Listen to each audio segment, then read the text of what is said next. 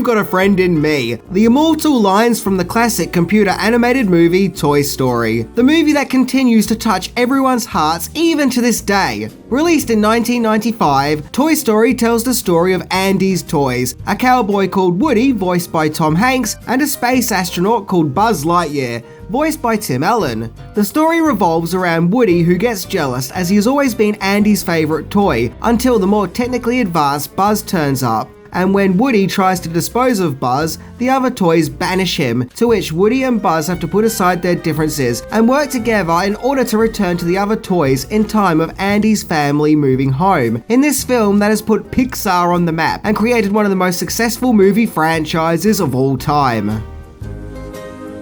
Woody and Buzz are one of the greatest pairings of all time, right up there with Batman and Robin, Lennon and McCartney, and beer and pizza. So what with a new Toy Story coming out, we're going back to look at where it all began by taking a look into 10 things that you didn't know about the original Toy Story. So let's all sing it together. You got a friend in me. You got a friend in me. You're miles and miles from your nice warm bed. You got a friend in me. Yeah, you got a friend in me. You are a toy! You are a child's plaything! You are a sad, strange little man, and you have my pity. Farewell. Number 10. Toy Story was originally a sequel. Although Toy Story is now a big movie franchise with its own lineup of successful sequels, its genesis was itself originally intended to be a sequel. In the early days of Pixar, a short film was produced called Tin Toy. The 5-minute long movie was made in 1988 and was even directed by Toy Story's director, John Lasseter. The movie was financed by Steve Jobs, who owned Pixar at the time, and it tells the story of a one-man band toy called Tiny, who tries to escape the destructive clutches of his infant owner, Billy. Tin Toy is what attracted Disney to Pixar, which led to them financing Pixar's computer animation system. Disney and Pixar decided to join forces to make a movie-length sequel to Tin Toy, only it was to be called Toy Story, and in the original script the main focus was on Tiny, who this time teams up with a ventriloquist dummy, of which they have to face a sinister toy called Woody, who bullies all the other toys. Yeah, more on that later. During Toy Story's development, it was decided to change the structure of the story to being an odd couple buddy movie. The formula of two people who are completely different from one another having to work together, much in the same vein as 48 Hours, The Odd Couple, and Midnight Run. Number 9. The development of Buzz. Tiny, the one-man band toy, would eventually evolve into what would be known as Buzz Lightyear, the space-themed superhero action figure. It was felt that Tiny was too much of an old-fashioned toy, an antique that modern children wouldn't be interested in or probably even want to play with. So from there, Tiny became a military-themed figure, much in the same fashion as Action Man or G.I. Joe, until he would get upgraded yet again as they made him a space figure. At first, the space-age toy was called Lunar Larry, and he then became Tempest from Morph, until the writers turned to real-life astronaut Buzz Aldrin for inspiration, so thus the character became Buzz Lightyear. With Woody now becoming the secondary character and also a cowboy, to contrast Buzz's more high-tech age persona. Number 8. Voice possibilities. In many ways, both Tom Hanks and Tim Allen put so much of themselves into their roles of Woody and Buzz, even if it is just done through their voices. It's what they give the characters and their friendship that develops throughout the movie that makes not just Toy Story, but the Toy Story franchise in general that bit extra special. However, before Hanks and Allen landed the voice parts, other well-known established actors were considered to voice the toy duo. Hollywood funny man Billy Crystal was offered the role of Buzz, and movie veteran Paul Newman was approached to play Woody.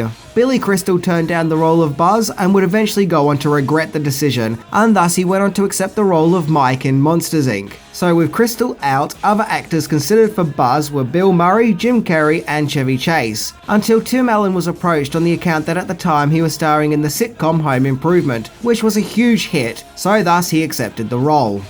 However, Tom Hanks would take more persuasion. Number 7, Turner and Hooch save the day.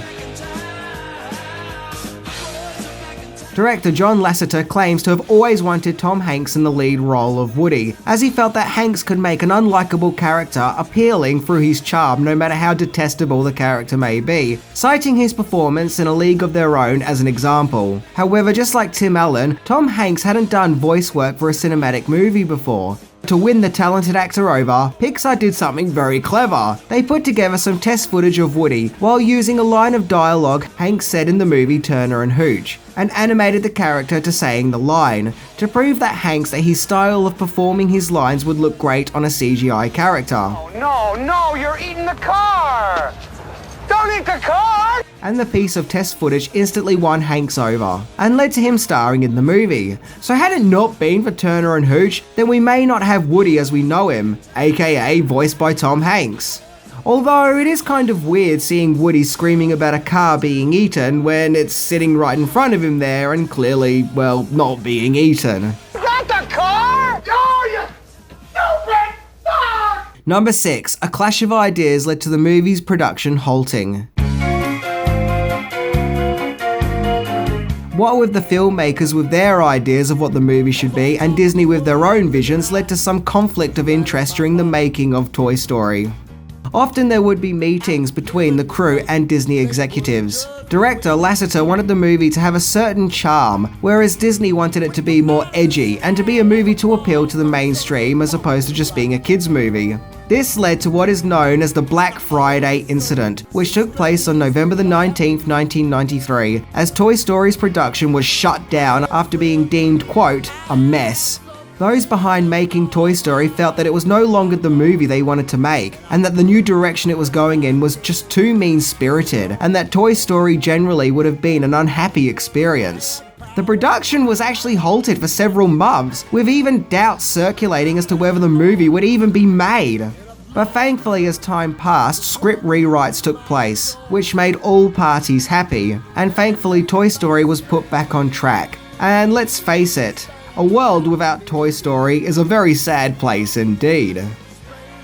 Well guys, while I've got you all here, I thought I may as well show you. Here I have an original Woody doll that came out all the way back when the first Toy Story came out. And yes, when you pull his cord, his voice does come out, even though it actually is a little creepy now.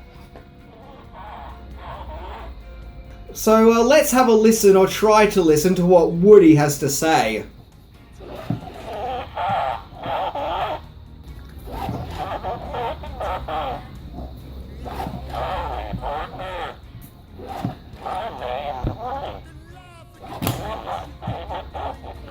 You know what?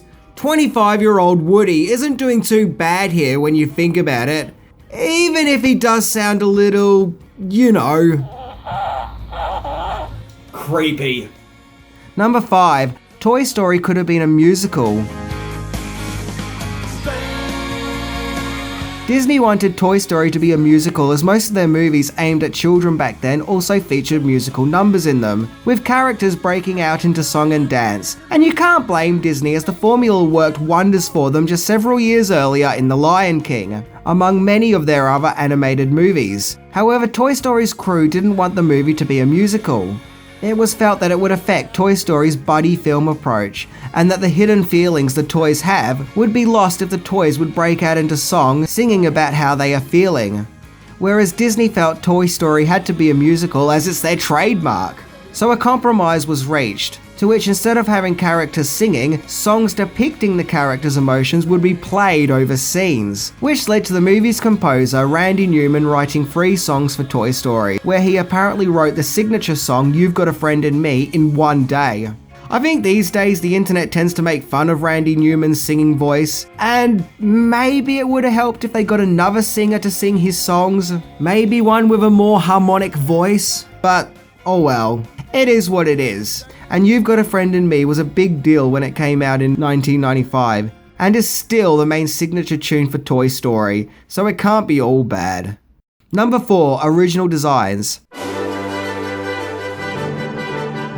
So the big question is, just how would Woody and Buzz look in Toy Story? And what iconic look can the movie's production offer? Well, originally Woody was a ventriloquist doll, complete with a mouth that slides up and down. But it was decided this made the character look too sinister, so his design was changed to simply being a cowboy doll, rather than going for a creepy ventriloquist look. Buzz also had some weird designs. Originally, his head was huge. Seriously, look how ginormous his head was. And he was also bald, which just doesn't look right. And at one stage in the early production, Buzz even wore red. I don't know, maybe I'm just used to seeing Buzz in his white, green and purple getup, but to me this just doesn't look right, like it's Buzz from a parallel universe. All I can say is I'm glad they went with the final designs as the iconic Woody and Buzz that we would all fall in love with. Number 3, the original script saw Barbie saving the day. All the brave things I've done. Although the character Barbie would feature in the Toy Story sequels, the character was originally going to appear in the very first Toy Story movie, but apparently Mattel, who owned the rights to the Barbie brand, didn't allow rights for their character to be used in the film, despite the fact that Barbie was going to play a pivotal role in the movie's climax, in which in the scene where Buzz and Woody are trying to make it to the moving truck to the other toys, while Sid's dog chases them, the exciting scene would see Barbie drive out the truck in a pink Corvette to rescue the two toys from the jaws of the angry mutt. However, once again, due to the fact that Mattel didn't allow for the rights of Barbie to be used, the sequence was scrapped. However, Mattel was so impressed with the original Toy Story that they did let their product be used for the sequels. Number 2, The Shining Connection. Without a doubt, the movie's main villain Sid, a 12-year-old bully, is one very disturbed and creepy guy. Scenes in his house, where we see that he has turned toys into weird mutant Frankenstein creations, is sheer nightmare fuel, but also kind of sad and tragic at the same time. But what adds to the general shock and terror of Sid's house is its ties to the Overlook Hotel from the horror movie masterpiece The Shining, as the carpet in Sid's home is the same as the retro polygon carpet seen in the spooky hotel of The Shining. And if adults have ever watched this scene and wondered why they were so scared, it's probably because the scene was subliminally reminding them of The Shining. But not only that, but the character Rex was also designed to be a comedic take on the T-Rex scene in Jurassic Park. I'm surprised there wasn't red rum written all over the walls of Sid's home, to be honest. Number 1, Woody was originally the movie's villain. I already touched on it before how Woody was originally the bad guy, but as strange as it is, at one stage the toy character was just completely unlikable. Unlike the final film where he is more of a team leader, be that a team leader with conflicted behavioural issues, originally Woody was just a bully who mistreated all the other toys. Even with the character's original design, he was supposed to look like one nasty piece of work. And even quite late in the movie's development, the Woody character was still pretty unlikable, with Tom Hanks even referring to the character as a jerk. Thankfully, it was decided to make Woody more relatable and sympathetic, and even heroic, rather than being a downright cruel toy dictator. And I think changing Woody and making him more likable helped the movie, as we can understand why Woody does some of the questionable things he does. Had the movie gone with the whole Woody is just a nasty piece of plastic approach, then it would have made Toy Story feel a bit hollow, like an empty experience. So that was my look into Toy Story. So why did it take off and have the impact that it has? Well, not just because it gave a new style of animation, but also because it's the story of friendship, and putting aside our differences and becoming accepting of each other's individuality, which I think is a compelling story that everyone loves and can relate to. Anyway, I'm Minty, and to infinity and beyond! Psh!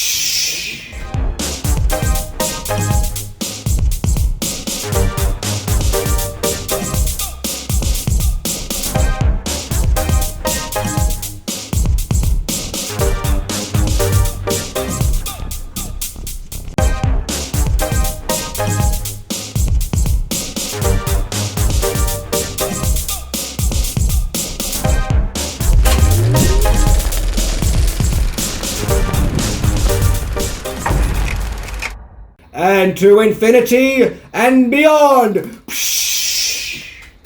Falling with style! Ugh.